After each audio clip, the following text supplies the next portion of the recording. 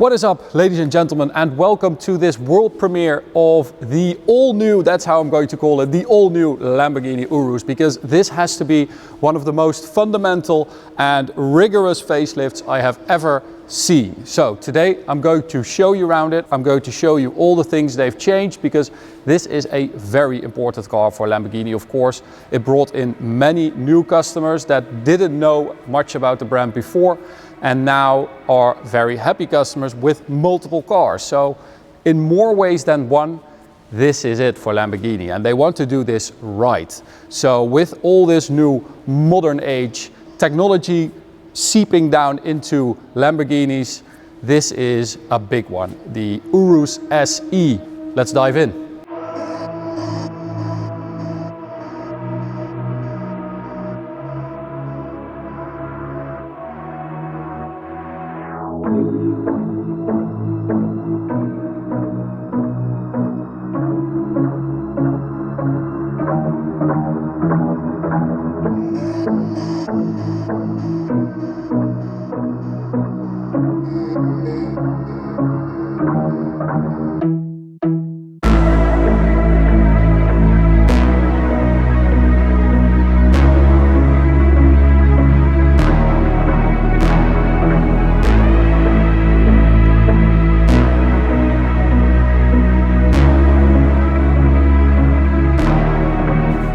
So if we go a couple years back, 2017 is when the original Urus was introduced, and of course, like with all sports car manufacturers that go SUV, there was a lot of trouble. No one really liked it, blah blah blah. People buy them. Then in 2022 came an update, a facelift with the Urus S that replaced the Urus and the Performante, which is like the hardcore version with steel springs instead of air suspension. But that is kind of a separate thing. This now is sort of going to replace both of them when they end production. When all orders are built, this car will take over. The Big Daddy Hybrid SE. 800 horsepower, combined power, and 950 Newton meters of torque. A very nice drivetrain, of course, but there are some really big fundamental differences compared to the Urus S, also underneath the car. So we've got a new center differential here, a multi-plate clutch that divides the power between the front and the rear axle. It's four-wheel drive, of course. That differential, or that transfer case, basically is new. And then at the rear sits a new electronically controlled limited slip diff with torque factoring that decides which wheel gets the most power at the rear. But a big difference compared to the last one is that they can now send 100% of the power to the rear. And it goes quickly, so the car kind of predicts what you want. If you are giving a lot of steering input and full throttle, the car knows, okay, this guy wants to drift, let's send all the power to the rear. If you turn off traction control, it is all the way off, not like with other cars within the group.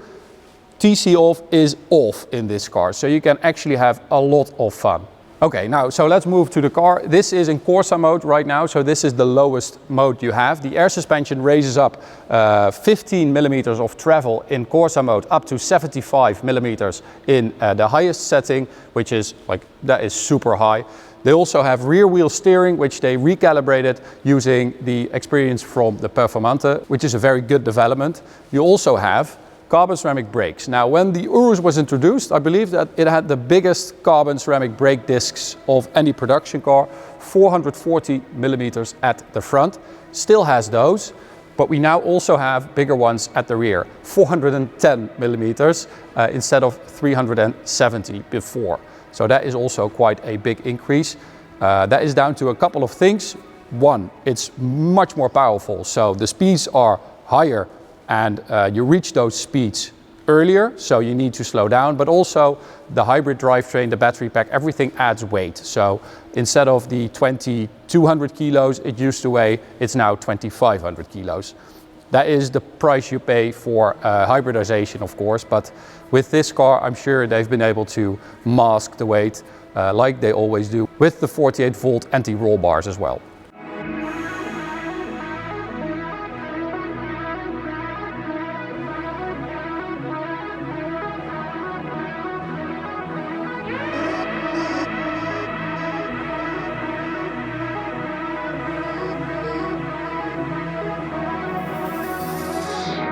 I told you there was a lot to go through. Okay, so design-wise, the side profile, we've got a black roof. This was available on earlier Uruses. Urusi? What's the multiple Urus? We've got a black roof on this one, but it's mainly there to kind of squeeze it down a little bit. So you optically have a more narrow profile. You have a black lower part there as well. This is customizable, so you can also go orange for the lower part.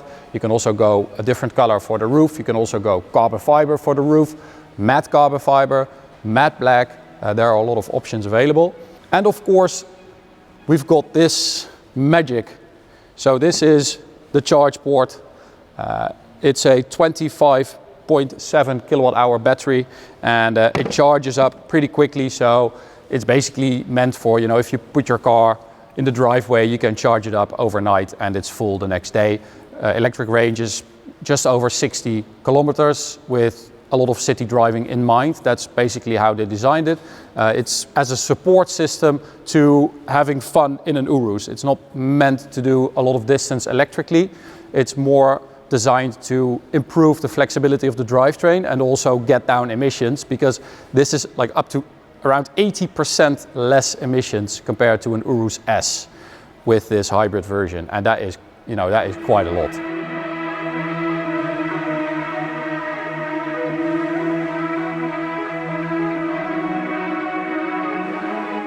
So one of the most obvious things I didn't even mention, Arancio Egon is the new orange color. We've got a very nice deep orange with a metallic flake in there, a gold flake, super nice. So if we pull up a picture of the new one versus the original Urus, you can see the difference. This is a floating hood, which means that you don't actually have a front bumper part going into the bonnet. So it's actually very clever because it completely changes the front end. It makes it much more aggressive, much more sports car-like. This is something that they took away from the Revuelto, and a lot more horizontal slats as well. You can see the Y-shaped accents in the bumper as well. Of course, that has been a theme throughout Lamborghinis recently, or in the last 10 years. And it is here as well. We've got new air intakes as well, and underbody aero to improve the cooling for the engine and all the battery and electronics. Cooling is up 15% for the drivetrain and stuff like that. Brake cooling is up 30%. We also have new lights. So this is a new light design which is inspired by the tail of the bull in the Lamborghini logo. Also looks very fresh. I have to say, it looks super clean compared to an old one now. It's just a massive difference. And in there, we find a, well, almost brand new 4-liter twin-turbo V8. I thought it was just the same unit as before, but it is not. They hardly used anything from the older version. This mainly has to do with the fact that they need to integrate this powertrain like with the electric stuff. So they need to be able to have this V8 work together with the electric, and that's why they kind of had to re-engineer this V8. It is linked to an 8-speed automatic transmission, which is also new. The transmission also houses the electric motor. That then goes through the transfer case in the middle, back to the limited slip diff at the rear with the torque vectoring. So it is a big difference.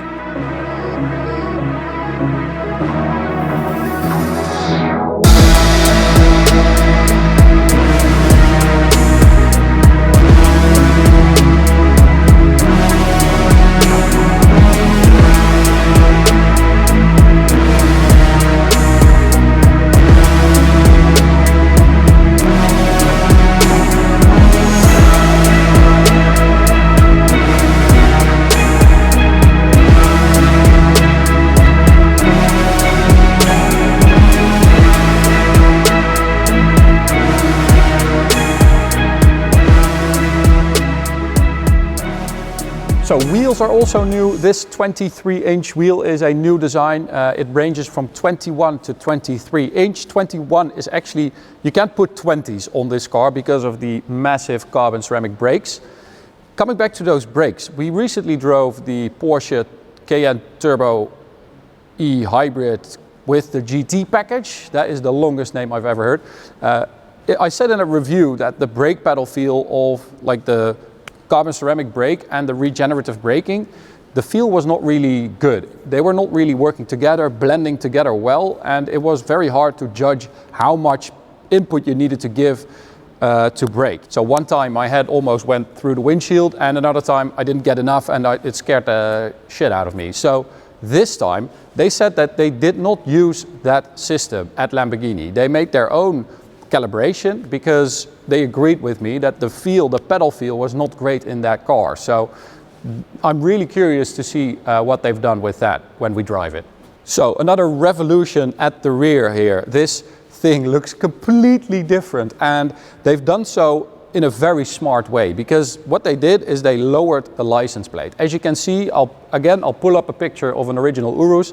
You can see that the license plate used to be on the boot lid, on the tailgate. By lowering it, you completely lower the rear end of the car. The design, it becomes much wider, much more planted down, and it's actually a very big difference for the amount of changes that they made. So we've got a new design tailgate as well, with this angle in here, this line that goes up and continues across the car to the new bonnet, which also has that line. We also have this mesh grating part underneath the rear lights, which is reminiscent of like a Gallardo, and the exhaust pipe design itself is the same as before, or similar, because customers really seem to like it, but they did change the exhaust, and they told me that it actually sounds pretty damn good. So really looking forward to that as well.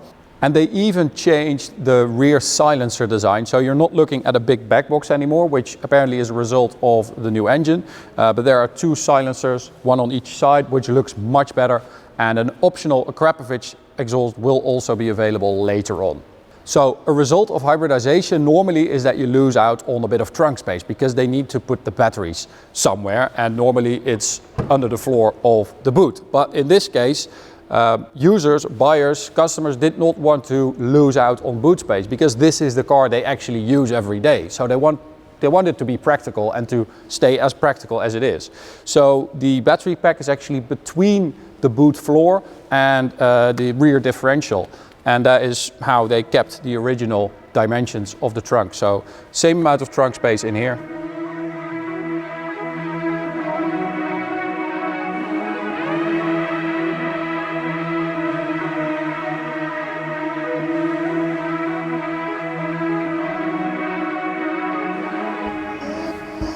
So interior wise, also a lot of changes. We've got newly redesigned seats with new fabrics. We've got this Corsa text, which is like an Alcantara, very nice. Personalization options are endless basically on Lamborghinis, like they used to, but they added a lot of different combinations. New colors, this orange is new as well. They have over 100 exterior colors now and 47 interior combinations, and you can go even further with the Ad Personam program. Beautiful door sills as well with the Ad Personam logo. Yeah, the interior is a blank canvas, and you can go absolutely nuts in here. Design-wise, they changed quite a few things as well. So we've got a new redesigned dashboard. We don't have those two, legs that went up from the center stack up to the dash. You don't have that anymore, so this is much more straightforward. A new screen, 12.3 inch for both of those. Response is very good, and it looks super cool. You also have this new edge here, which is there so you can rest your hands or your fingers on a nice piece of leather when you operate your infotainment, so that is very clever.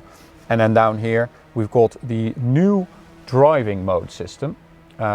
They added 4 driving modes for the SE, for the hybrid version. So you have 11 driving modes available in total, and all of them are basically catered to the experience. So that goes for the differential, the power, the torque vectoring, and the electrical system. Everything is catered to that one driving mode, and within those driving modes you have a few different options EV mode wise. So we have Strada on the left here, and then we can go to EV mode, which is completely electric, or we can go to hybrid mode, which is automatically turned on. That is like your daily driver mode, the most efficient way to use the petrol engine and the electricity.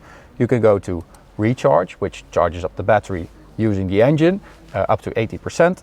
And then you have performance mode down here, which is just full attack, deploy all the electricity in a performance kind of way. So even in Strada mode, you can have a performance mode. for the EV part of it. Then if you go to sport, it deletes the hybrid mode, because when you're in sport mode, you don't want the most efficient mode. So you still have recharge and performance, but the other one is gone. If you go to Corsa, same thing. If you go to sand mode, you don't have a recharge anymore, just the performance version. So big skids on sand, definitely. If you go to dirt, same thing. If you go to snow, you do have the recharge, but not the performance. So they really try to give each driving mode its own character. And when I said in the beginning that this drivetrain type offers a lot of flexibility, that's what I meant. This transfer case, the differential, the gearbox, the engine, the electric powertrain, everything is so configurable that you have this, like, you know, you have 10 different cars in here, which is super cool.